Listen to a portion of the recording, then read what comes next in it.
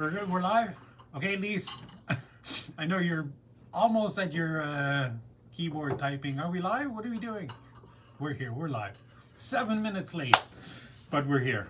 Thank you for joining us in our latest Sylvia Findings live stream. My name is Mark. I'll be your live stream presenter today. If you're watching, no, obviously nobody's watching now. Nobody watches live. Share it in your Facebook. I think this every time. People always watch after the fact, like on YouTube, I think, or on Facebook, because you can, obviously we keep this posted up for, I think, forever.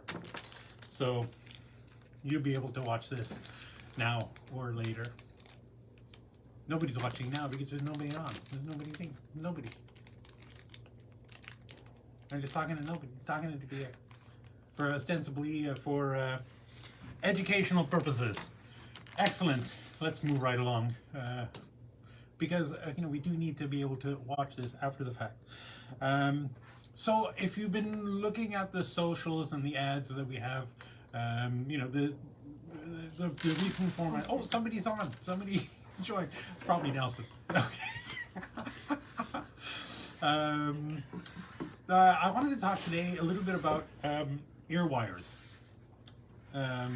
Form and function was, I guess, the tag for this. And for the form section, it's not a whole lot of thing. But anything that you stick in your ear and dangle something from could be an ear wire, right? We've got so many different styles of ear wires. I'm not going to take my time to show them all to you, but so many different shapes and things. I have a whole nother tray of these, right?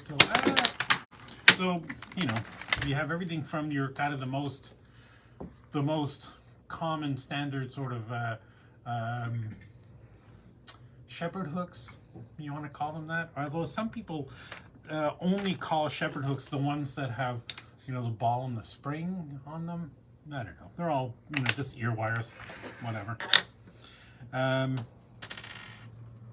They all basically do the same thing. Oh, these are cute. I like these. Right? Very simple. A loop followed by, the ear wire shape, and then that little bend, and the end you stick in your ear, and you dangle something from it, and that's it. It's like if you walked into any bead store ever and you say, show me how to make a pair of earrings, they're going to take a head pin, they're going to put a bead on it, they're going to make a loop and attach it to an ear wire and say, boing, there's your earring. And 9 out of 10 people who are not jewelers, who have never done this kind of thing before, are going to be amazed. Like, oh my God, that's so cool. I can make my own earrings. Yeah. But I think people, get stuck in those kind of things, and we have a couple of customers who routinely get buy pairs of stones. I have one customer in particular who I'm thinking of. She buys pairs of stones at every gem show she goes to. And then she'll come in here and she'll want to, get earrings. And if we do one of the, like a regular, like maybe it's these are the biggest oval earring sets that we have that have settings on them, right? This is a little basket setting, oval basket setting. This is 9 by 11 is the biggest size that we have. And if she has stones that are 9 by 11 or smaller, or anything, whatever, we have settings for them, she'll buy these things. But invariably, she will remove these ear wires, these plain ear wires, and add something big chonkers like this, something big like this. Or if you've ever been in a showroom and asked for ear wires, you know that there's no way I haven't recommended these, because these are my favorite ear wires of them all. I just love these, right? So she never buys these, but I suggest them all the time. Everything from, great big, kind of quasi hoops, they're not really hoops. They're sort of, what is that shape? Lenticular, right? That cat's eye shape, or marquise, if you want to call it. We've got these crazy big things with cubic zirconias all over them. So, my point is, like, pretty much anything that you can bend into a hook and stick in your ear, boom, that's an ear wire. Great. And you know, we have lots of ear wire settings, earring settings that have these things. But like I said, you know, similar to this favorite customer of mine who comes in and always changes the ear wires that we have on these things. What if you have a stone or a pair of stones that you want to make an earring from that, you know, we don't have? Like I said, this is the biggest 9x11 is the biggest oval earring setting that we have that's already made into earrings. Now obviously we have pendants that are, you know, go way bigger. This is just a kind of medium-ish size. I don't remember off the top of my head, but this was 14x22, something like 16x20, something like that. Whatever. But suppose you have a pair of earrings that are like this, right? And you know, we don't have ear wires for them, right? We just have a bail on the top. I don't know if you can see that bail, right? But the nice thing is the bail is added after the fact. These are cast in two pieces, right? The bails are cast in a single piece, and the earrings and the settings are cast and then they're soldered, you know, the bail is soldered onto the loop that's in the top of that. So what I've done tons of times is just cut the loop off and add an ear wire to that, right? So if you want to have these things, you know, you just dangle an ear wire off that. And the nice thing is, of course, having so many options, you can take your time trying to decide which one you want, right? And you're not, you know, limited obviously to, you know, simple oval basket settings. You can, you know, if you're feeling very patriotic, right, as a Canadian, I guess if you're watching from America, well, too bad we don't have any stars or stripes or anything like that, anything American. But here's a good, because we're good Canadians, we have this lovely, you know, sitting here, right? So a pair of earrings like that would be great, or something. I know I show this all the time because I just love this. This is one of my favorite castings that we have for like a 16x22 oval, you know, cabochon. You just slip that in there, glue that on there. You can put that as an earring. That would be so awesome for a, you know, I think, or, you know, if you wanted to get really crazy, you could just cut the bail off this beauty and have this for an earring. Come on, you've seen earrings this big. I know you have. Don't say one more. You're just being weird. Man, I've seen earrings way bigger than these. And you wonder how people's earlobes survive that thing. You know, me with my non-pierced ears passing judgment. Right, so similar to, you know, before with the ovals, right? We have pair settings. This is the biggest pair setting that we have that's already in a pair of earrings. This is, again, 9x11. But if you had, you know, this thing, yeah, right, you just get a bigger one and just cut the bail off, attach that to the thing. But what if the setting that we have for it, or the setting that you could find, doesn't have a bail with a soldered loop at the top? Like, this is very simple, right? You just, there's already a loop at the top of this. You just cut the bail off and add the loop on. But what if it's one of these like rabbit ear, you know, bails? You know, you might think, what'll I do? And I guess theoretically, you could, is there a way to do this where you can see? Let me just move this, turn this around.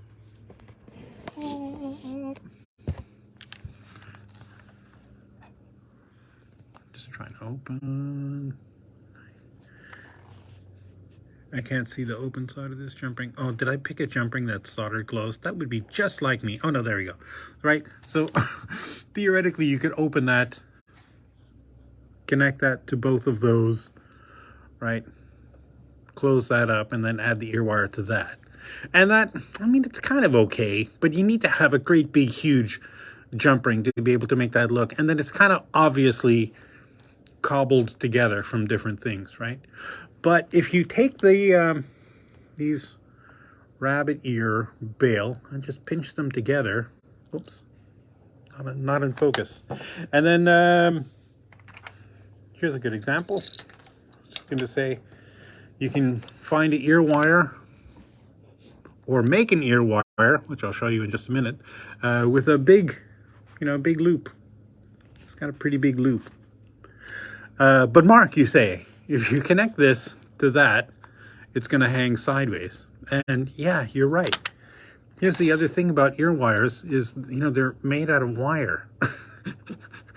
And like all good wire, you can bend it. So if I just take this loop in my chain nose pliers, say, and I just turn this, until that loop is perpendicular to the plane of the ear wire, then you just very easily, this is not on screen, right? Attach that to there, whatever, doing, and there you go, you have that. I mean, you get the idea, right? And that doesn't look like it's weird. That doesn't look like it's cobbled together. That looks like it's like, okay, yeah, right. Especially when, you know, you got lovely big, not quite chandelier earring parts, but, you know, just a nice big earring or whatever. Now, as far as, let me just do this further back. If I wanted to, say, make my own ear wires, and I probably shouldn't show you this because then you're going to say, yeah, but Mark, why would I want to buy a pair of ear wires from you if you can just make my own? Well, these, let me just see if I can replicate these, right? Just a simple ear wire. This is $2.70 a pair is the retail price, and $1.73 is the wholesale price. So if I take a piece of 20 gauge wire, about, I don't know what that is, 3 inches or so, and I'm just going to make a loop, a little tiny loop, or I guess you can make a big loop if you wanted to use it for, you know what I just showed you, a little loop in the end there. So that's a little loop at the bottom, not quite centered. Trying hard to do this behind the camera. And then what has that got? That's got a little bit of a circular bend above that thing. Or you know what's also cool is that at this point, you know, you could string like a little crystal bead on there, or a little silver bead, or you know, whatever. You can make little tiny springs, but that one just has like a bend, probably like a something like that, little curve. And then we're going to use my fancy schmancy ear wire tool here and just pull this over and around.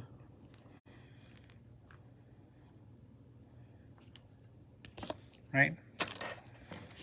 And then I think the most aesthetically pleasing place to have that last little bend, because every ear wire I've ever seen always has a last little 1/4 of an inch or so bent out, is to just make that bend just about at the bottom of the loop, right? Little tiny bend, and then doink. Oh, you're gonna pay for that. And there's a little piece of earring, right? Nice. And this doesn't look too dissimilar from those. Now these have a flat edges, which if you took this and you put this on a bench block and you're hammered just the curved part, right? From just below there to just above or just below the top of the loop, because everything from the tip of this earring all the way up just past the top of that loop is going to pass through your earlobe, and you don't want to flatten any of that, just the part that hangs out the front. That does a couple things. It hardens the wire. I mean, it looks cool, right? Because it has that flat edge, and it's just a matter of how it kind of looks cool. These are also stamped 925 on those. But I don't, so it looks cool, but it also hardens the wire quite a bit. And the other thing you're saying right now in the back of your head, but Mark, the tip of that thing is going to be real, you know, if you use a really good cutters, yeah, good flush cutters, the end will be nice and flush, but the edges will be kind of sharp, and that's why you need to use one of these. This is a cup burr. This is bigger than the size I would use. This 20 gauge wire is 0.8 millimeters wide, so I'd probably use one that's about 1 millimeter wide. But the way this works is you put this in your rotary tool, right, like a Dremel or something, and then you put the wire into the end of that, and that spins around, and that files the end of the wire into a little domed edge, so it makes it nice and smooth when you stick it in your ear. Stick it in your ear. That's kind of the tagline of my whole chat this morning. Of course, you know, I also just brought one of these out, even though these are not ear wires per se. These little, you know, ball studs. If you want your piece to hang, you know, closer to your earlobe, right? Obviously, ear wires, everything will dangle down a little bit further. You know, you could just use these interchangeably with ear wires. There's a loop on the bottom of this, the same as there is a loop in the bottom of an ear wire. if you get the good ones like ours, the loop on these things are open so that you can open and close them to connect them to whatever you're connecting to. But that's it. I think that's about the gist of what I wanted to talk about today. Don't accept those plain old ear wires. Now, to be fair, we sell probably 10 times more of the plain ear wires than we sell of all the other funky ones combined. But, you know, if you want your jewelry to stand out a little, right? You know, putting on a plain old, you know, shepherd hook ear wire kind of thing, you know, sure, I mean, you can get them pretty much anywhere. But if you shop here, we have way more options, you know, interesting styles, things that are a little more, that set you apart. If you're at like a farmer's market or at a gem show, or, you know, you're showing your jewelry, you know, if a customer walks by 5 booths where all of the earrings have those plain old ear wires, and then they come to your booth and you have something cool, funky, something, you know, a little, you know, different, you know, something chunky, something interesting, something cool shape, I'm telling you, these are a winner. They're just a winner. It sets you apart, and it definitely, I think adding an interesting ear wire gives it a sense of customization, gives you a little more credibility in the, you know, yes, this is not, you know, this usual kind of thing that you'd be able to buy at, you know, some dime store shop in the mall or something like that. I don't even know what that thing I'm thinking of. I know in the U.S. there's a chain of stores called Claire's, I think. Yeah, do they have those? We have those here too. Yeah, Claire's. Yeah. So yeah, you know, I mean, you can get, you know, earrings for like $1 there, but you're never gonna find a cool ear wire on them. So if you want something like that to set you apart, you know, don't. I know that things like clasps and ear wires always seem to be like a secondary, you know, motivation, right? Make the cool earring, you know, make the cool necklace, make this something that's really cool. But it always just, it blows my mind how people will spend hundreds of dollars on, you know, precious stones and crazy, beautiful, you know, sterling components and, you know, whatever, and they'll spend hours putting them together and arranging them in beautiful, aesthetically pleasing patterns, and then put it together with a clasp that cost them 35 cents. You know, it's like it doesn't make sense. And the same thing with ear wires. You know, yeah, you can buy plated ear wires. You could probably buy those, you know, simple shepherd hooks, right? Just regular base metal and plated ones for, you know, under $1 a pair. Sure, yeah. Sterling is always better. I think sterling always adds instant credibility to whatever you're doing. And I'm not knocking the thing. If you want to be chunking out, you know, just volume, you know, then yeah, plated ones thing, you can definitely get away with that sort of thing. But I think if you want to up your game a little bit and you want to add a little bit of credibility, a little bit of thing, you know, sterling always, you know, guaranteed is a guaranteed go-to, and adding an interesting ear wire definitely sets you apart. And yeah, I mean, I showed you a bunch of different, you know, forms and a couple of different functions, and that was my my whole reason for this thing today. Now, the thing that I need to get straight is this phone is always a little bit crooked. I feel like I'm in one of those old Batman shows, you know, where the villain's lair is always slightly skewed. Right? Can you see that on the thing? How the... No? Okay. Never mind. Yeah, it's all good. Okay, yeah, it's a little bit crooked, but whatever. Yeesh. I never look at myself. Thanks very much for joining us this week. It was good. It was a short one. I like these better than the big long ones. I find people, you know, appreciate them a little bit better. You're not wasting too much of your time. So thanks for joining me this week. In the meanwhile, we'll be back next week, I think. Yeah, because we don't have another show. Oh, I didn't mention, we just had a show in Montreal this past weekend. We're just back from that. So if you came out and saw us there, merci beaucoup. And I wasn't able to be there this time, but I don't know, maybe I'll be there next time. I don't know what we're doing with that, but I know that we're definitely, you know, excited to come back, you know, to Montreal. It was great. It was great fun. And we don't have another show now until the big one at the PNE, right? I think at the beginning of the first week of December. I think that is. You can look. What? That's our last show of the year. That's our last show of the year. Yeah, the big one at the PNE in the first week of December. And you can look up the dates on our website and get all that information. Okay. I will see you next week. In the meantime, take care of yourself, take care of the planet, take care of your mental health, and keep making stuff. Just, don't get bogged down by the little things. Just keep making stuff. The more the creative juices are flowing, the more they'll flow. I know that doesn't make any sense, but it makes sense if you know what it means. I will see you next week. All right, take care. Bye. How do I stop this?